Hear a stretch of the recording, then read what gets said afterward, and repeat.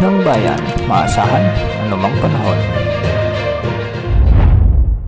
Magandang araw po sa ating lahat. Narito na ang latest update sa lagay ng ating panahon ngayon at sa magiging lagay ng ating panahon sa susunod na 24 oras. Sa ngayon nga ay patuloy nating minomonitor ang nabuong LPA at as of 3 PM ay nasa layong 215 kilometers na ito silangan ng northeast ng Hinatuan, Surigao del Sur o sa layong 280 kilometers silangan ng Surigao City, Surigao del Norte.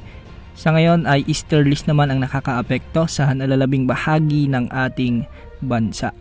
Dahil nga sa pag-iral ng LPA, asahan ang maulap na kalangitan na may mga kalat-kalat na pagulan at thunderstorms sa may Bicol region, sa may buong Visayas, sa buong Mindanao, sa may Mimaropa, Quezon Province at ang Batangas. Ibig sabihin nito, ang mga lugar dito ay posibleng makaranas ng mga katamtaman hanggang sa kung minsan ay malalakas na pagulan, kaya posible ang banta ng mga biglaang pagbaha o pagguho ng lupa.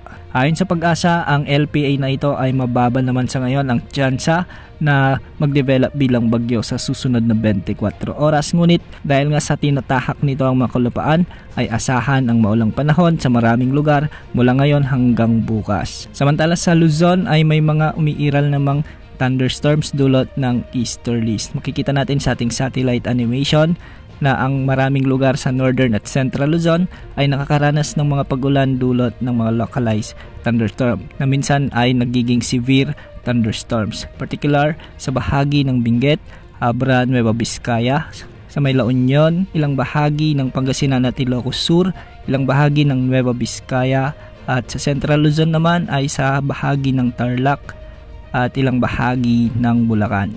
Posible rin ang mga malalakas na pag-ulan ngayon sa ilang bahagi ng Metro Manila dulot ng mga thunderstorms. Bukas asahan pa rin ang pag-iral ng mainit na easterlies, ngunit pagsapit ng hapon o gabi ay posible na rin ang pag-iral ng mga thunderstorms na posibleng magdulot ng mga pagbaha o pagguho ng lupa, lalo na kung may mga umiiral na severe thunderstorms. Para naman sa lagay ng mga ating pag-alon sa ating karagatan, ang mga baybayin sa Northern Luzon ay posibleng mabot hanggang 1.8 meters.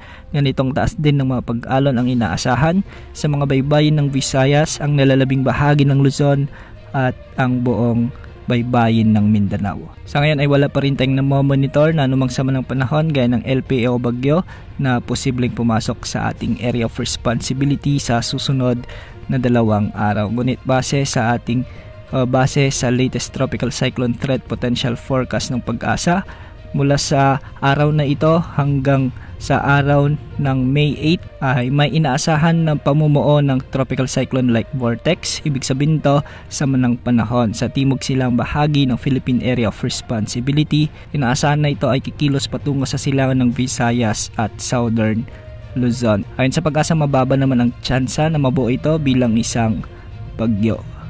Sa mga susunod na linggo ay wala naman tayong inaasahan na pumumuo ng mga LPA o potensyal na bagyo. Yan ang update sa lagay ng panahon. Ito po ang weather update ng bayan, maasahan na anumang panahon.